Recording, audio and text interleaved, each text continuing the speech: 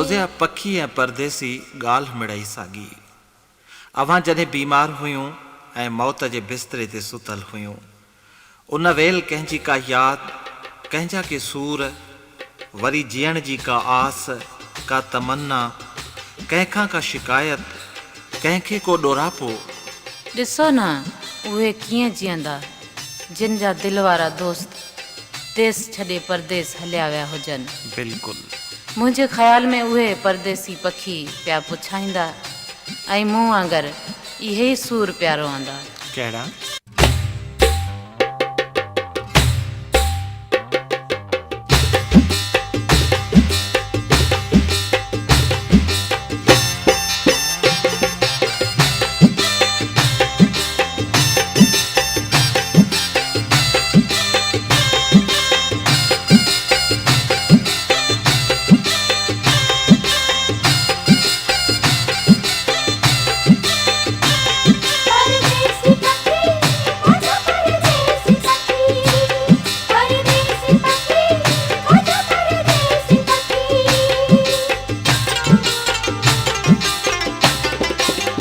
मुंहिंजा परदेसी पखी मूंखे तुंहिंजी लॻी, तोसां ॻाल्हि सची आहियां बीमार पई।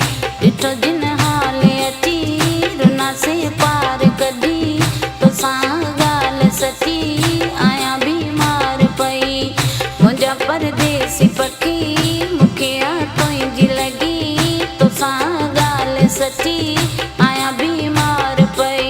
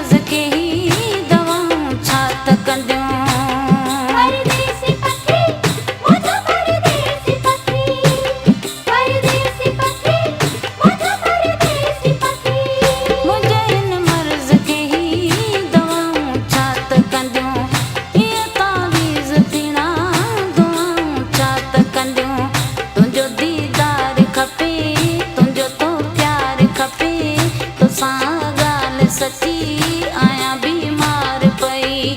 मुंहिंजा परदेसी पखी मूंखे तुंहिंजी लॻी, तोसां ॻाल्हि सची आहियां बीमार पई।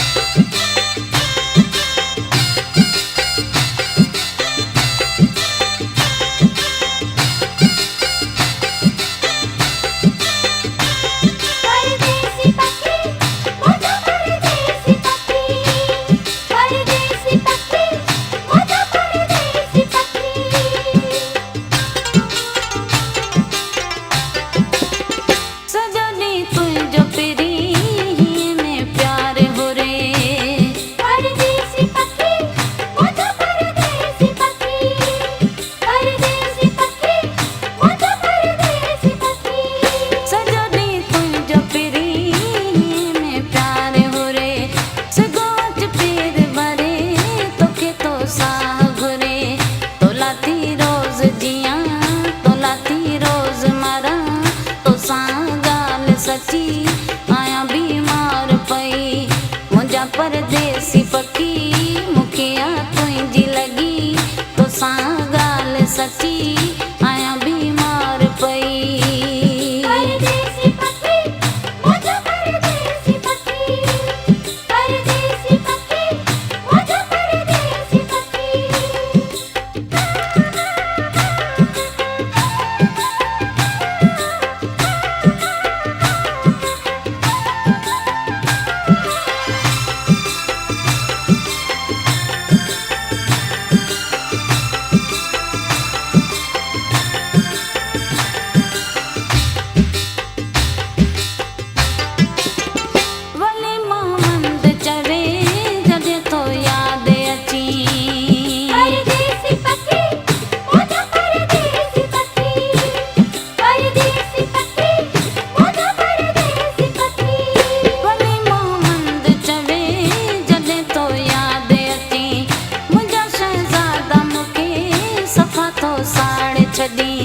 तोला था नैण रोवन घोड़ा था गड़े पवन तो सां ॻाल्हि सची आया बीमार पई मुंहिंजा परदेसी पखी मूंखे तुंहिंजी लॻी तो सां ॻाल्हि सची आया बीमार पई ॾिठो जिन हाले अची रुना से पार कढी तो सां ॻाल्हि सची